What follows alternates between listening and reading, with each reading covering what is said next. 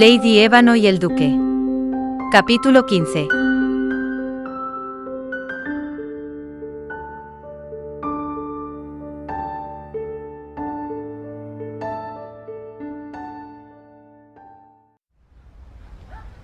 En medio de la fantasía de sus sueños, Visila tuvo que despertar para dar explicaciones sobre su pasado. Al día siguiente de su encuentro íntimo y prohibido con su prometido, la duquesa reunió a toda la familia en el salón de té. A pesar de que la casa era de Donald Sutter, la duquesa y su hija parecían manejarla bien a su antojo. A Visila no le extrañó que fuera así, ambas mujeres sabían imponer su voluntad allí donde fueran. Gracias a Dios eran buenas y apenas tenían maldad en sus ademanes más allá de las características propias de su estatus social y económico. ¿Y bien, querida?, preguntó la duquesa, llevándose la taza a los labios para darle un largo sorbo al té. Ella, en cambio, apenas había tocado su taza. Estaba nerviosa. No iba a ser fácil sincerarse, pero tampoco sería justo seguir guardando secretos. La duquesa quería explicaciones y era lógico. No en vano, su familia se había comprometido a ayudarla sin apenas conocerla. Merecían saber la verdad. No la presione, madre, dijo Samuel, de pie al lado de la ventana con la taza en su mano derecha y el platillo de la misma en la izquierda. No quiero inmiscuirme, pero contesta la duquesa. Entonces no te inmiscuyas, querido, Katy cortó a Donald. Pero creo que sería bueno para todos que supiéramos a qué nos enfrentamos, se impuso Donald, dirigiéndole una mirada de pocos amigos a su esposa. Por supuesto, convino Visila. Les agradezco mucho lo que están haciendo por mí, y es justo que conozcan los detalles de mi lucha. Nací y crecí en Ogun, una región de Nigeria. Nací como hija de un noble hombre de apellido Odegoke y de una noble mujer, hermana del rey de Yoruba, de la dinastía Egbado. Poco después nació mi hermana pequeña, Rodisa. Las dos fuimos educadas por los mejores maestros de nuestra tribu. Aprendimos un poco de inglés incluso. Tuvimos una infancia feliz, rodeada de familiares que nos querían, y amadas por unos padres cariñosos, que tuvieron la fortuna de formar parte de la realeza africana. No obstante, las guerras no son clementes con los niños. Y un desgraciado día, mi padre murió en una batalla contra el ejército de Dahomey. Es necesario hacerle recordar todas las penalidades por las que tuvo que pasar. Se molestó Samuel y abandonó su té sobre una de las mesas del salón, para sentarse a su lado y brindarle su apoyo. Lo cierto era que, sin darse cuenta, había empezado a temblar. No te preocupes, Samuel, lo tranquilizó Visila con una media sonrisa, cogiéndolo por las manos. Necesito continuar. Nos irá bien. A partir de entonces, todo empeoró. Mi madre intentó huir con nosotras, pero las fronteras estaban custodiadas por el ejército enemigo. Por lo que tuvimos que recluirnos en el palacio de mi tío. Los muros no sirvieron para detener a las tropas del rey Gezo. Nos atacaron y mi madre fue violada y asesinada. Mis tíos fueron asesinados, y la mayoría de los residentes del palacio corrieron la misma suerte. La mayoría de las mujeres fueron violadas. Visila dejó ir una lágrima incontenible por el horror de esas imágenes grabadas en su memoria. Katy se sentó a su otro lado, y le colocó una mano sobre el hombro sin decir nada. Ella le devolvió el gesto con una sonrisa corta y continuó. Mi hermana y yo, así como otros miembros del palacio, en su mayoría trabajadores, fuimos vendidos para el comercio de esclavos en el Atlántico. Viajamos durante meses encerrados en jaulas como animales mientras la tripulación, cada noche, escogía a alguna de las mujeres que allí había para violarla. Si algún hombre se atrevía a protestar, era asesinado sin piedad y tirado por la borda. Apenas nos dieron comida ni agua. Y viajamos todo el tiempo con cadenas y grilletes en nuestras manos y pies. A veces el hedor de nuestros cuerpos era tan horrible, que me daban ganas de vomitar. Gracias a Dios ya no llegan barcos de esos, expresó la duquesa, que había dejado su té y estaba escuchando a Visila con atención. Gracias a Dios, duquesa, contestó ella. El nuestro fue el último, el Clotilde. Llegamos al puerto de Alabama y nos subieron a un viejo carruaje, para transportarnos a Nueva Orleans. Allí nos cambiaron los nombres y nos pusieron peyorativos, más propios de una mascota que de un ser humano. A mí me nombraron Coco. Nos desnudaron, nos bañaron como ganado, y fuimos expuestos en una casa de ventas. Recuerdo sujetar a mi hermana muy fuerte contra mí para que no nos separaran.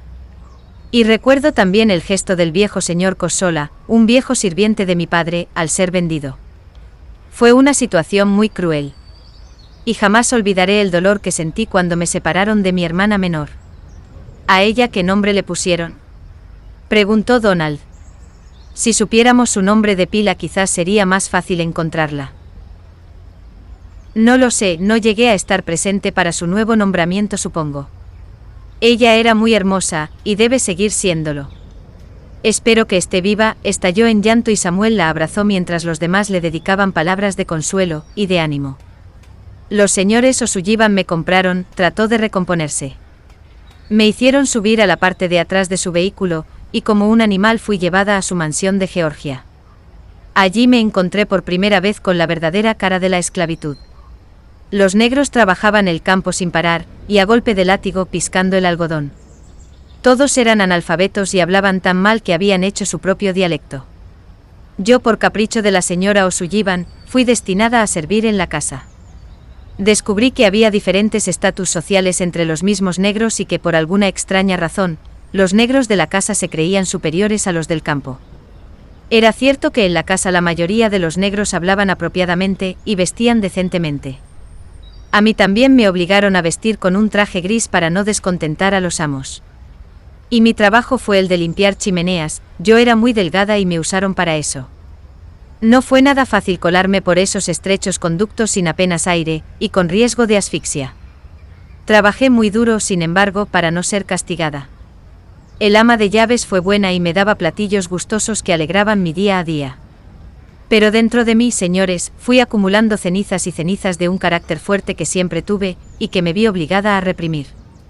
Cada humillación era una rama más sobre ese montón de cenizas, que algún día se avivaría en un fuego indestructible. Samuel cerró los ojos y recordó el trabajo de Visila con los fuegos de su propiedad. Comprendió por qué era una experta en avivar el fuego en invierno, y su ira se acumuló en su garganta, odiando a los O'Sullivan profundamente. Pero ese no fue mi único cometido en esa casa de negreros. Vuelve a explicar Visila, la señora O'Sullivan se empeñó en que yo debía hacerle compañía a Chloe O'Sullivan. Y esta me hizo ser un perro, decía que yo era su perro y se encargó de tratarme como tal. Y de hacerme castigar con el látigo si no actuaba según su gusto. Rebufó Katy, maldita anaconda. Cada vez la odio más. No sabe que tiene la guerra perdida, Visila, declaró la duquesa. Acabaremos con ella. Gracias, milady, por su apoyo, contestó Visila. Pero siga, señorita Visila, pidió Donald. Sí. Durante 5 penosos y largos años fui la esclava de los O'Sullivan. Apenas tuve la oportunidad de relacionarme con otros negros, o de ver algo más allá de sus peticiones. Solo sabía que la vida en el campo era mucho peor. Allí el capataz de la hacienda castigaba a los esclavos con frecuencia e incluso violaba a las esclavas sin consecuencias para él. Para mí, con perdón, los blancos se convirtieron en un demonio blanco. Les temía y los odiaba por partes iguales, y solo pensaba en el día que pudiera rebelarme. La rabia me consumió. No tienes que pedirnos perdón, la calmó la duquesa. Yo también trabajé en una plantación de algodón, no es un secreto para nadie. Y pude ver con mis propios ojos los horrores por los que los negros pasaban. Yo me salvé de muchos golpes solo por ser blanca, pero hubiera deseado sufrir las mismas injusticias, que ellos tan solo por no formar parte de esa asquerosa supremacía blanca. La comprendo, duquesa, dijo Visila. En 1861 estalló la guerra entre los unionistas y los estados del sur. Los señores O'Sullivan se refugiaron en Nueva York, sobre todo Chloe. Fue un descanso para mí porque no tuve que estar a sus órdenes pese a los miedos e inseguridades propios de una guerra, prefería estar en mitad del caos que cerca de ella. Esos días fueron livianos, pude relacionarme con otros hermanos de la raza, conocer sus costumbres, saber sus historias e incluso profundizar en sus pensamientos. Muchos negros abandonaron sus puestos, y se unieron a unos cuantos equipos que luchaban a favor del fin de la esclavitud. Algunos desertores del ejército de los Estados Confederados también se unieron a la causa de los negros, hartos de luchar para los ricos blancos. Porque sí, los blancos que eran pobres también sufrían, y siguen sufriendo la tiranía de los terratenientes sureños. 2 años después, llamaron al señor O'Sullivan para que fuera a la guerra, y con él vinieron su esposa y su hija. Es cierto que ambas solían ir y venir de la ciudad de Nueva York, pero pasaban la mayor parte del tiempo en la mansión. Odiaba ver su carruaje por la ventanilla. Sabía que me esperaban días horribles cuando ellas venían. La habían tomado conmigo, supongo porque veían la rebeldía inscrita en mis pupilas, y les molestaba que supiera pensar por mí misma. No lo sé, o quizás fuera simple y llana crueldad. La cuestión es que en 1865, cuando los unionistas ganaron la guerra, y se proclamó la liberación de los esclavos, muchos negros abandonaron a los O'Sullivan pese a las reticencias y juegos sucios de estos. Yo quise hacer lo mismo. El señor O'Sullivan no estaba en casa. Todavía no había regresado de la guerra. Y aunque el capataz imponía su mano dura, un negro del campo me ayudó a escapar. Quería huir de esa casa. A mitad de camino, unos blancos nos encontraron. Al negro del campo, que se llamaba Unoque, lo mataron. Y a mí, por verme con ropas propias de los negros de casa, me cogieron por la fuerza y me devolvieron a la mansión. Supe que era mi fin cuando vi el odio en los ojos de la señora O'Sullivan, y las constantes acusaciones de Chloe hacia mí. La madre de Chloe me arrastró hasta un yunque, me ató, me desgarró las ropas y juró lacerarme con el látigo hasta la muerte. Para ese entonces, la propiedad estaba casi vacía. Apenas quedaban trabajadores, los blancos se habían ido a la guerra, solo había mujeres o algunos heridos. El capataz rondaba por ahí porque fue herido en una pierna, y tuvo la excusa perfecta para quedarse en la mansión. Apenas había comida, los campos de algodón estaban arrasados. Recuerdo el rostro de la señora O'Sullivan, consumido por la rabia, y el rencor de haber perdido una guerra que iba a costarle todo, lo que había construido sobre los lomos de otros seres humanos, a los que ella consideraba animales. Quiso descargar toda su frustración conmigo y empezó a golpearme con el látigo. No era la primera vez que sentía el cuero contra mi espalda, pero ni siquiera el capataz me había pegado tan fuerte como lo hizo ella. Quiso matarme. Visila había dejado de llorar en ese punto de la narración, y sus ojos desprendían una fortaleza única, propia de las personas que han sufrido, y han sabido superarse a sí mismas hasta alcanzar el éxito. Ahora comprendo la maldad de Chloe, comentó Katy. ¿Es igual a su madre? Creo que sí, que eran iguales. Eran peores que el señor O'Sullivan, responde Visila. Sé de señores que violaban a sus esclavas, pero él nunca se sobrepasó con ninguna de nosotras. El capataz era peor. Era un demonio blanco, pero no alcanzaba la maldad de la señora O'Sullivan. Ella me pegó tan fuerte que los gritos salían de mi cuerpo sin control.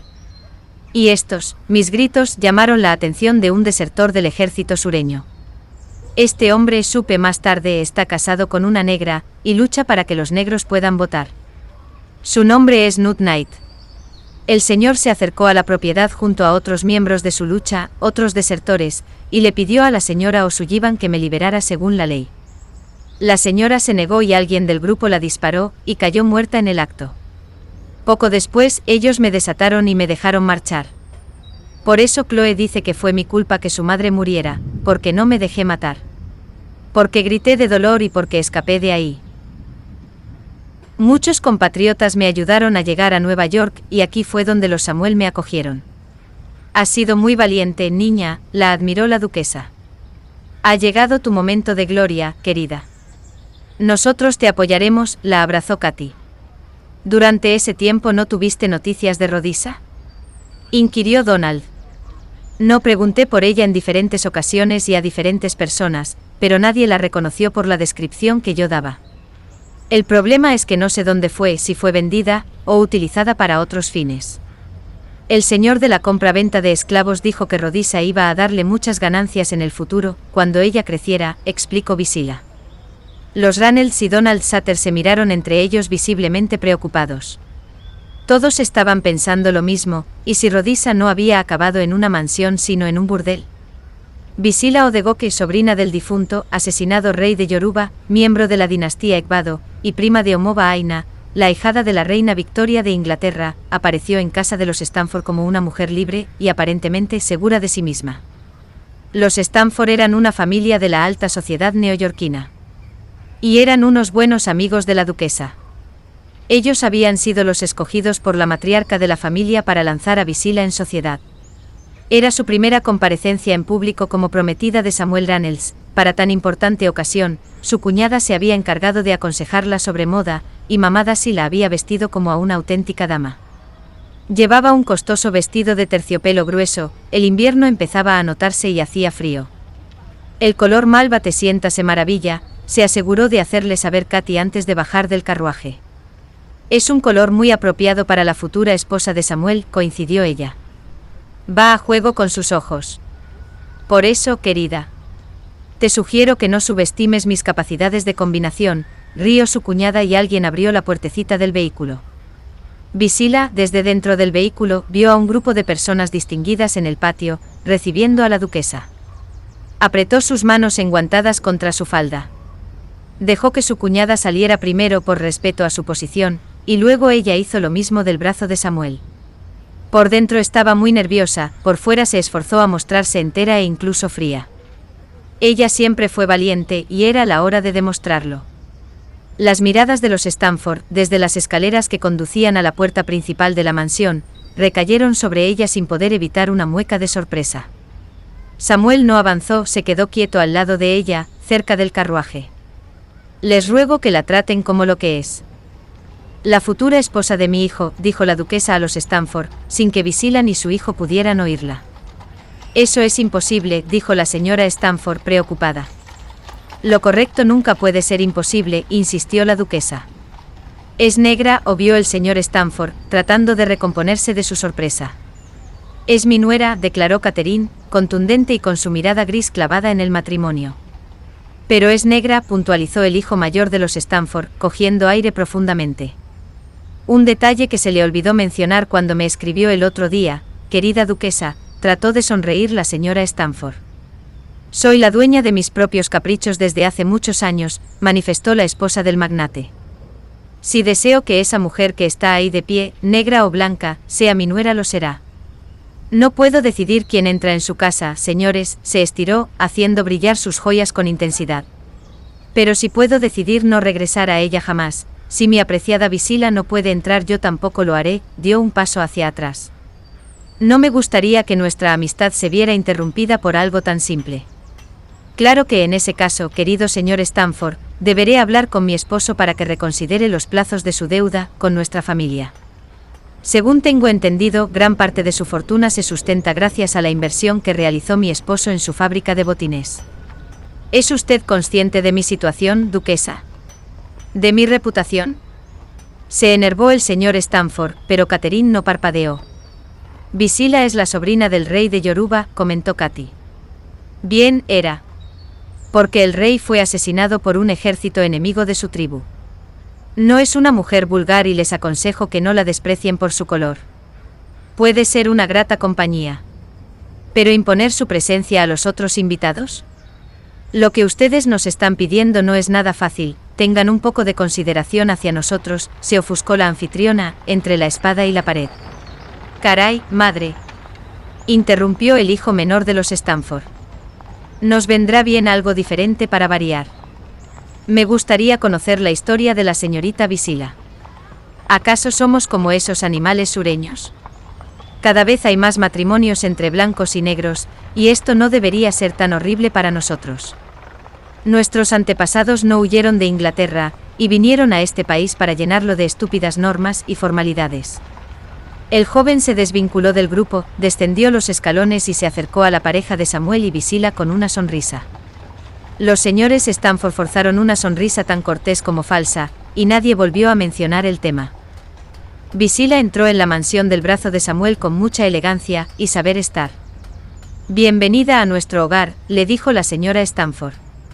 Espero que todo sea de su agrado, señorita Visila. Estoy convencida de ello, contestó ella con un tono de voz suave y exquisito. No quiso sentirse victoriosa, pero lo hizo. Esas cenizas que había ido acumulando durante años de humillaciones e insultos se avivaron con un fuego intenso de rebeldía. Había pasado 10 años mordiéndose la lengua, tolerando la supremacía blanca.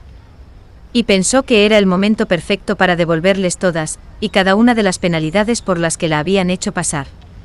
Alzó el mentón y dejó ir su carácter fuerte, demostrándole a los Stanford que no pensaba tolerar ni una sola humillación más.